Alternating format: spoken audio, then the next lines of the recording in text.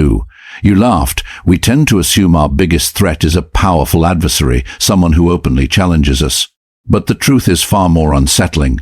The real danger isn't the enemy you see coming, it's the one you unknowingly empower yourself. We often hand our opponents the very tools they use against us, not through grand confrontations, but through a series of quiet, everyday habits that feel completely harmless. Think about it. Every unfiltered reaction, every detail you share when you're frustrated, every pattern you establish in how you respond, it all becomes data. And in the hands of a strategic observer, data is control.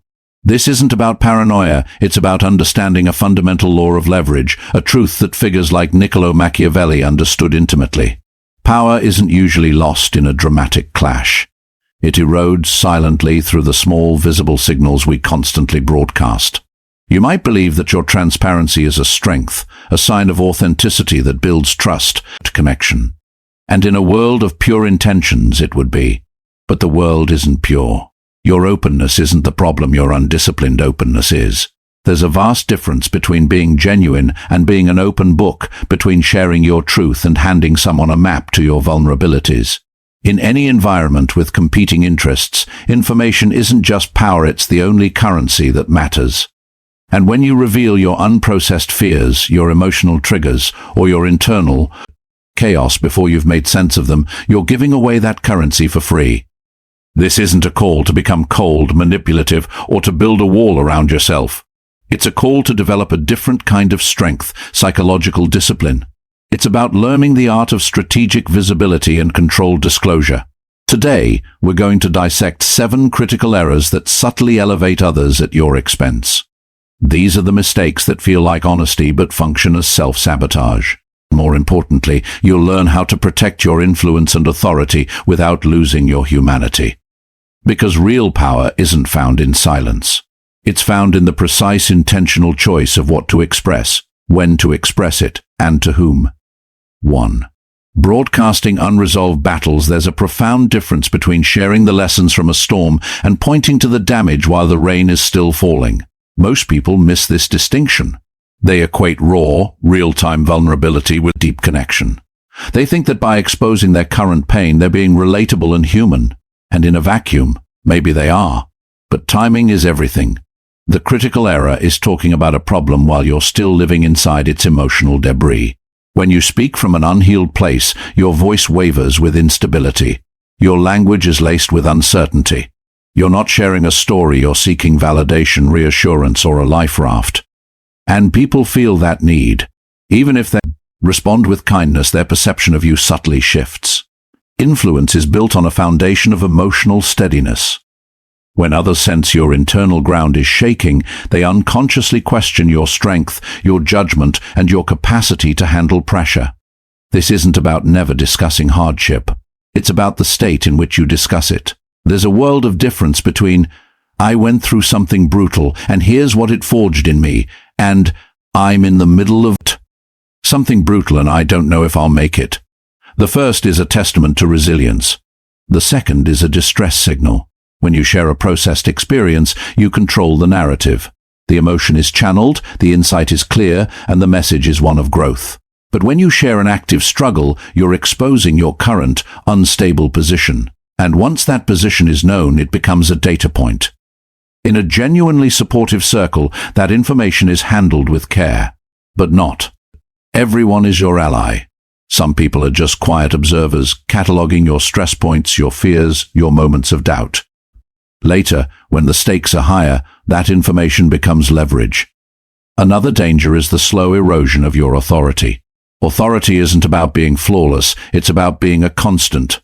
When your emotional state appears to be a public weather vane, your perceived reliability drops. People begin to see you as reactive instead of grounded. Your skills might remain sharp, but your psychological footing weakens. Because deep down, people trust stability more than they trust raw honesty. This is why strategically minded people process their chaos in private and communicate their conclusions in public. They talk about outcomes, not the emotional turmoil it took to get there. They share the lesson after the clarity arrives, not during the confusion. They reveal the strength they found, not the turbulence they endured. And consider your audience. Not everyone earn the right to see you unravel. Emotional transparency is a privilege that must be earned, not a broadcast signal for the masses. Sharing your deepest struggles with a trusted friend who has proven their loyalty is completely different from dumping them on colleagues or social media. Public vulnerability creates a permanent record. Private processing builds a controlled relationship, and control preserves your influence. This isn't about hiding your humanity. It's about protecting its timing. When people only see you in the storm, they remember the chaos. But when they see you after the storm, they remember the strength that remains. The shift is simple but profound. Share the resolution, not the volatility. 2. The illusion of universal fair play. One of the fastest ways to hand your opponents an advantage is to assume they operate by the same moral compass you do. We tend to believe fairness is a universal value. We think if we act with balance and good faith, others would naturally reciprocate. But people are driven by incentives, not ideals. Some value cooperation, some value conquest, some value loyalty, others value opportunity. When you project your own standards onto someone with a completely different playbook, you misread the entire game. And misreading the game creates fatal vulnerabilities. This often shows up as premature trust. You offer a compromise to show good faith. You reveal your position to demonstrate transparency. You make a concession to keep things balanced. You assume the other person will meet you halfway. But if they're playing a different game, your fairness is just information. They learn your limits. They learn what you value. They learn exactly how much pressure it takes for you to fold. Once they know your threshold, they're not negotiating with you anymore, they're managing you. Another peril of this assumption is emotional expectation. When you believe others should act fairly, you're blindsided when they don't. That surprise often triggers frustration, overreaction, or rushed decisions. And those emotional reactions reveal your pressure points. Strategic people don't start with trust. They start with observation. Instead of assuming someone values balance, they watch how that person behaves under tension, disagreement, or competition. Character isn't revealed in calm waters, it's revealed when the current is strong. Anyone can be cooperative when it costs nothing, but when the stakes rise, their true priorities surface. Do they protect mutual benefit or personal gain? Do they honor agreements or rewrite them when they have leverage? Do they stay consistent or shift their stance when an advantage appears? These patterns are the truth, far more than any promise. A related mistake is early compromise. Many believe giving something first builds goodwill, and sometimes it does. But with strategic operators, an early compromise signals flexibility, not generosity. It doesn't create trust, it lowers your perceived strength. They don't see a good faith gesture, they see room to push. Maintaining your ground calmly, without unnecessary concessions, communicates something else entirely: stability. It shows that cooperation is possible, but it isn't automatic. This balance earns far more respect than eager accommodation. The goal isn't suspicion, it's clarity. Build trust on observed behavior, not assumed character. This takes patience. Let people reveal themselves over time. Small inconsistencies, subtle boundary tests, and reactions under pressure are far more telling than any heartfelt speech. Once you understand someone's true incentive structure, your decisions become precise. You'll know when to collaborate, when to set limits, and when to protect your position. And most importantly, you'll stop expecting fairness from people who are playing for advantage. Because expectations create emotional exposure. Observation creates control. 3. The trap of the small reaction. Not every attack comes with a declaration of war. The most effective ones are whisper quiet. A comment with a slight edge. A well-timed interruption. A dismissive glance. A joke that lands a little too close to home. These aren't always accidents. In many environments, these subtle provocations are deliberate tests of your emotional control. Their purpose isn't to start a fight, it's to study your reaction, because your reaction reveals your sensitivity, and sensitivity is leverage. Most people mistake a strong response for strength. They immediately defend themselves. They correct the insinuation. They over-explain their position. They adjust their tone to show they've been wounded. But the instant your emotional state becomes visible, you've given away information. A slight tremor in your voice. A defensive explanation that's longer than necessary. A flash of discomfort. These are micro-reactions, and strategic observers are watching them closely. They don't care about your words. They're studying what moves you.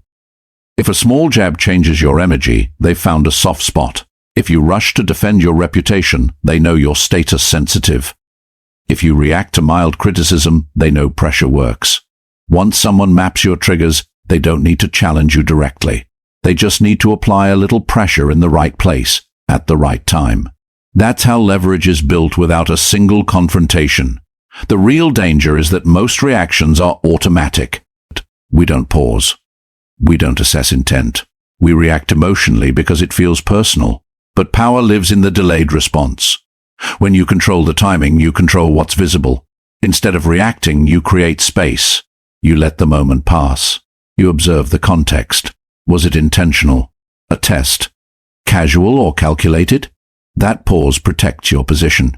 Calm neutrality creates uncertainty for them. They don't get the feedback they were looking for. They can't measure your sensitivity. They can't confirm if their probe landed. And when someone can't read your emotional impact, their ability to manipulate you evaporates. Silence, when it's controlled, isn't weakness. It's emotional discipline. Think of it as emotional economy. Every visible reaction costs you a little bit of your psychological positioning. The more often your state shifts in response to small stimuli, the easier it becomes for others to control your mood. But when your baseline remains steady, your reactions become rare, and rare reactions carry weight. If you stay calm through minor pressure but respond with deliberate firmness when something truly matters, people learn that your reactions are chosen, not automatic. That perception alone elevates your authority. It also changes their future behavior. When subtle provocations consistently fail to produce a visible result, people stop testing you. There's no feedback loop, no leverage to be gained. Consistency in emotional control builds an invisible shield. Another common mistake is over-explaining after a perceived slight, trying to correct how you were seen. You add context, justify your reaction. But justification signals impact, and impact confirms sensitivity. Sometimes, the most powerful response is no visible response at all. Control your timing. Control what others are allowed to measure. Because the less they can read your emotional pressure points, the harder it becomes to move you. 4. The currency of concise communication. Many of us believe that if we just explain enough, we'll finally be understood. So we add context, background, reasoning, and repeat our logic in different ways, hoping clarity will create agreement. But excessive explanation doesn't build authority, it dilutes it. The hidden message in over-explaining is, I need you to approve of my choice. The moment your communication shifts from stating a decision to seeking validation, your position weakens. Others sense uncertainty, even if the decision itself is sound. Authority isn't measured by the thoroughness of your explanation. It's measured by the confidence with which you deliver a clear statement. When your decisions come with long justifications and repeated reassurances, people don't just hear your reasoning, they hear your hesitation. And hesitation invites challenge. Strategic observers understand this. If you feel the need to justify everything, they learn that pressure will make you talk. That disagreement will make you defensive. Once they know that, they won't debate your logic, they'll simply question your confidence. Over-explaining also opens a door for negotiation where none was needed. By presenting too much reasoning, you invite people to pick apart the details instead of respecting the outcome. The conversation shifts from the decision itself to a debate over the explanation. You've unintentionally moved from directing to defending. Clear authority works differently. Strong communicators state their positions simply and directly. They give enough information for context, but not so much that the decision feels like it's up for a vote. Concise communication signals internal certainty, and certainty discourages unnecessary resistance. Another hidden danger is emotional exposure. The more you talk, the more your internal thought process becomes visible, your doubts, your priorities, your pressure points. Information that was never necessary becomes available, and information is leverage. Strategic communication protects your internal process. You share the outcome, not the entire mental journey. You reveal the direction, not every uncertainty you considered along the way. This isn't about being cold, it's about being precise. Precision respects both your authority and the other person's attention. There's also a powerful perception bias at play. People naturally associate brevity with confidence. When someone speaks clearly and then stops, it signals their position is settled. But when someone keeps talking to reinforce the same point, it creates the impression they're trying to convince, not lead. The difference is subtle but potent. Leadership language is calm and contained. Approval-seeking language is long and repetitive. State your point. Clarify once if needed. Then move on. When your words are limited and intentional, they carry more weight. And over time, this habit changes how others respond. They stop expecting lengthy justifications. They stop testing your decisions with endless questions. They learn that when you speak, the direction is already set, and that perception protects your influence. 5. The danger of self-labeling. Many people believe that openly admitting their flaws makes them humble and relatable. They'll say things like, "I'm just not good at this," or "I'm terrible under pressure," or "I'm not a confident person." They think this self-criticism is a sign of self-awareness, but there's a hidden trap in publicly defining your weaknesses. When you label yourself, you're not just sharing a thought, you're creating a narrative. And once that narrative is spoken aloud, people file it away. The human mind is wired to remember simple identity statements. It forgets the context, the emotion, the moment. It remembers the label. Later, when you're being considered for a responsibility, an opportunity, or a position of trust, that label quietly influences the decision. Not because people want to hold you back, but because you defined the limitation for them. Repetition makes it worse. Each time you casually mention your weakness, you reinforce the label. Eventually, it stops sounding like a temporary challenge and starts sounding like a fixed trait. And fixed traits shape expectations. If people expect you to be weak in a certain area, they'll stop offering you opportunities related to it. They'll stop relying on you when it matters. They'll adjust their perception of your capability without ever telling you. You don't lose influence because others criticize you. You lose it because you defined your own limits out loud. There's also a strategic risk. Some people actively collect information on others' insecurities. When you openly describe your fears or shortcomings, you're handing them a map of your vulnerabilities. Later, in a competitive situation, those become pressure points. A casual, "I hate public speaking," can turn into being constantly pushed into presentations. Saying, "I'm not good with conflict," can lead to others challenging your boundaries more often. What felt like harmless honesty becomes leverage. This isn't about pretending to be perfect. The shift isn't from honesty to denial. It's from careless labeling to precise framing. Instead of defining yourself by a weakness, define yourself by a process. There's a world of difference between "I'm bad at this" and "I'm working to get better at this." The first creates a fixed identity. The second creates a trajectory of growth. People respond to those two messages very differently. Growth signals strength. A fixed weakness signals a limit. Another factor is emotional tone. Some people speak negatively about themselves to lower expectations or avoid pressure. They think if others expect less, they'll face less risk. But low expectations reduce your perceived value, and your perceived value determines your influence. When your language consistently positions you as uncertain, incapable, or limited, people begin to interact with you at that level. Language shapes positioning. Positioning shapes opportunity. Strategic people speak about their development with care. They acknowledge areas for growth when necessary, but they never turn a temporary challenge into a permanent identity statement. They control the narrative before the environment does. Because once a narrative spreads, it's incredibly difficult to change. Your words become your reputation long before your performance is ever evaluated. Precision in how you define yourself protects your authority. You don't need to exaggerate your strengths. You just need to avoid defining your weaknesses as your identity. 6. The high price of immediate access. Access is influence. Who gets your time, your attention, your private thoughts, and your emotional world determines your psychological position. Yet, most people grant this access far too quickly, unaware of the long-term cost.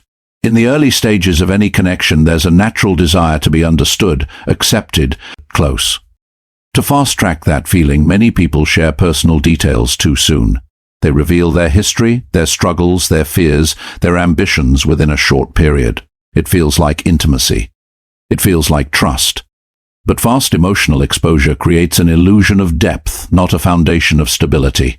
Real trust is built through consistency over time.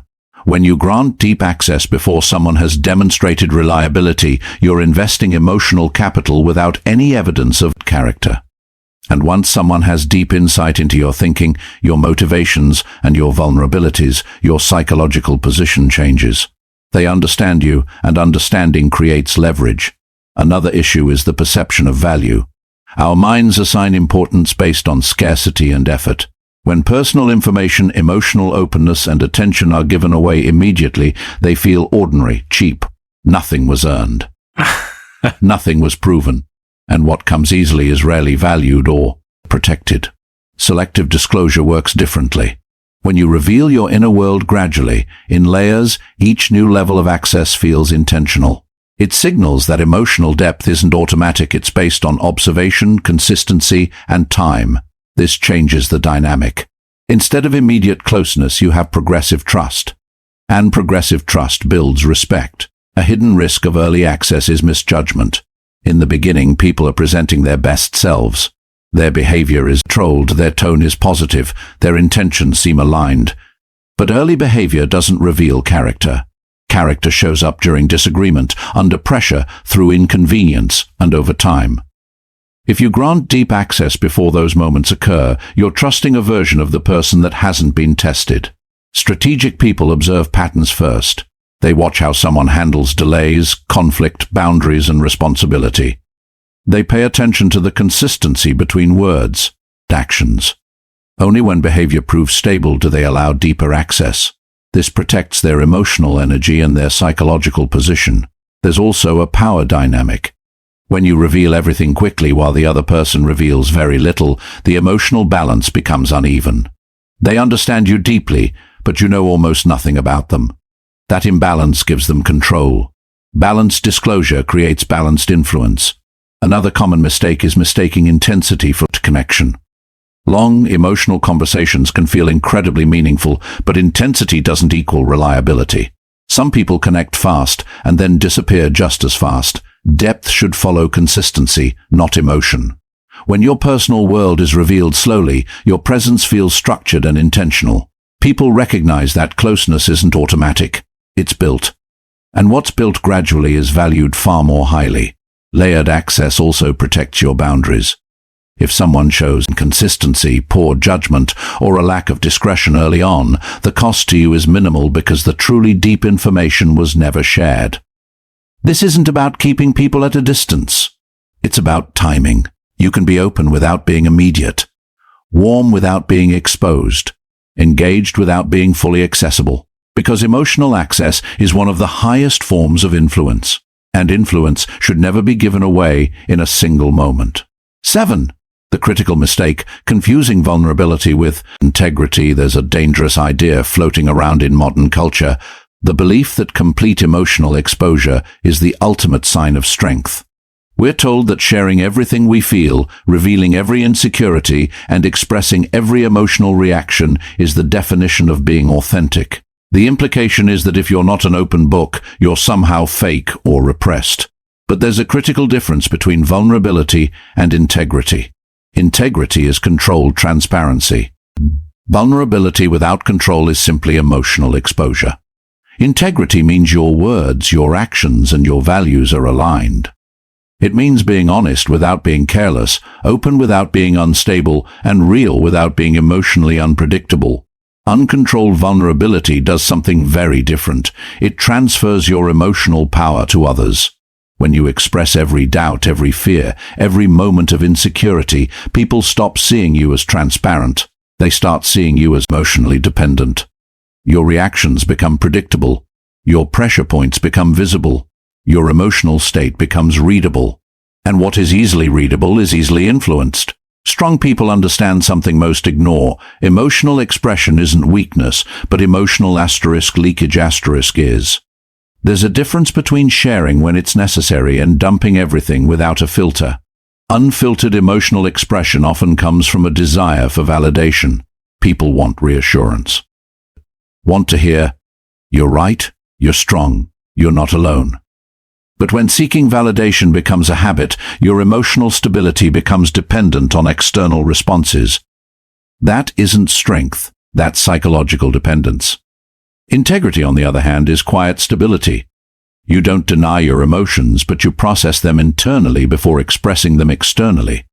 You choose the right time, the right person, and the right level of disclosure. This creates emotional authority. When you do, speak about something serious, it carries immense weight because it's rare, measured, and intentional. Another hidden cost of constant vulnerability is its effect on perception.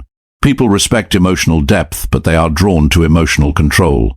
When someone reacts intensely to every difficulty, every criticism, or every uncertainty, they begin to appear fragile, not honest. And fragility changes how others interact with you. They may become cautious, avoid difficult conversations, or, in some cases, exploit your emotional sensitivity. Strategic emotional control prevents this. Instead of reacting immediately, you pause. Instead of expressing every feeling, you choose what is useful to communicate. Instead of seeking emotional relief from others, you develop internal regulation. This doesn't make you cold. It makes you stable. And stability creates trust. Even Machiavelli understood this. He wrote that a leader should appear compassionate, honest, and human, but must always maintain control over what is revealed and when. Because influence depends not only on who you are, but on what others are allowed to see. There's also a timing factor. Emotional honesty is powerful when the relationship has depth and trust. But when strong emotions are expressed too early or too frequently, it creates pressure, not connection. People feel responsible for your emotional state. And when people feel responsible, they often begin to distance themselves. Integrity avoids this by fostering emotional self-sufficiency. You share your perspective, not your instability. You express your values, not your emotional turbulence. You communicate strength even when discussing difficulty. The distinction between honesty and emotional dumping is crucial. Honesty is clear, calm, and purposeful. Emotional dumping is reactive, heavy, and uncontrolled. One builds respect, the other creates discomfort. A strong presence comes from emotional restraint combined with selective honesty. Real but not exposed. Expressive but not reactive. Human but not emotionally dependent. Because the strongest people aren't those who reveal everything. The strongest people are those who feel deeply, process privately, and speak intentionally. Here is the truth that most people never grasp. You don't lose influence because your opponents are smarter or more aggressive.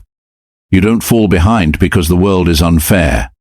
You lose power when you become easy to read, when your emotions are exposed too quickly, when your reactions are predictable, when your struggles, doubts, and pressure points are visible to anyone paying attention. Because once people understand your emotional patterns, they know how to manage you. They know your triggers, your defenses, your limits. And the moment someone knows your limits, your influence begins to shrink. Real strength isn't about hiding who you are.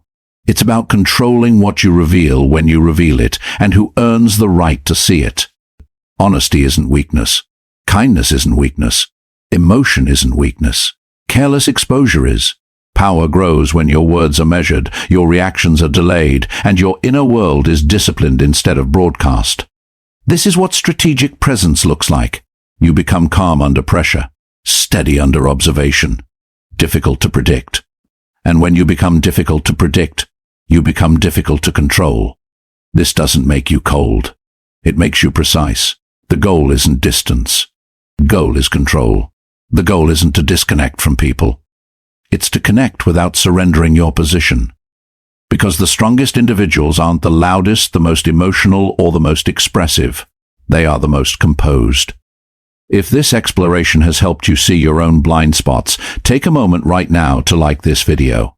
It helps more people discover how to protect their influence. Share it with someone who needs stronger boundaries. And if you're serious about mastering the principles of power, discipline, and psychological control, subscribe to Winds of Thought. This is where strength is built, one insight at a time. Remember this: when you speak less, observe more, and reveal with intention, your presence changes. And when your presence changes, the balance of power changes too.